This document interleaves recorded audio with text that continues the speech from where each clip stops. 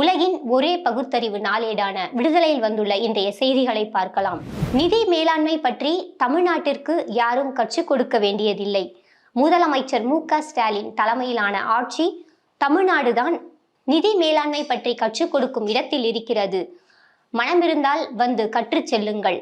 பாஜக அரசு தரும் நிதி நெருக்கடிகளை சமாளித்து 11.19% பொருளாதார வளர்ச்சியை பெற்றிருக்கிறது தமிழ்நாடு. பியூஷ் கோயல் பல்சுகளின் பொய் குற்றச்சாட்டுகளுக்கு பதிலடியாக தமிழர் தலைவர் ஆசிரியர் அவர்களின் அறிக்கை இன்றைய விடுதலையில் இடம்பெற்றுள்ளது.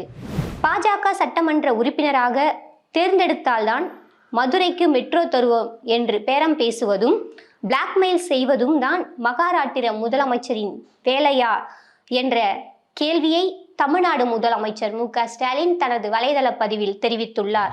கண் இமை போல கலைஞரை காத்த முதலமைச்சர் மு.க.ஸ்டாலின் மீது எடப்பாடி பழனிசாமி அபாண்டமாக பழி சுமத்துவதா என்று மதிமுக பொதுச் செயலாளர் வைகோ கடும் கண்டனத்தை தெரிவித்துள்ளார்.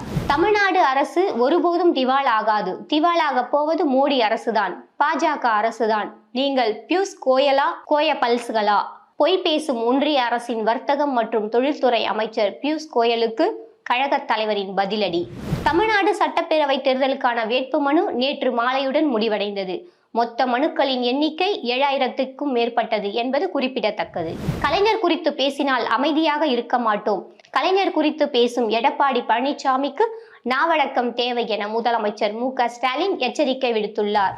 எடப்பாடி முதலமைச்சராக இருந்தபோது நடந்த கொடூரம். சாத்தான்குளம் கொலை வழக்கில் குற்றவாளிகளான 9 காவல்துறையினருக்கும் தூக்கு தண்டனை.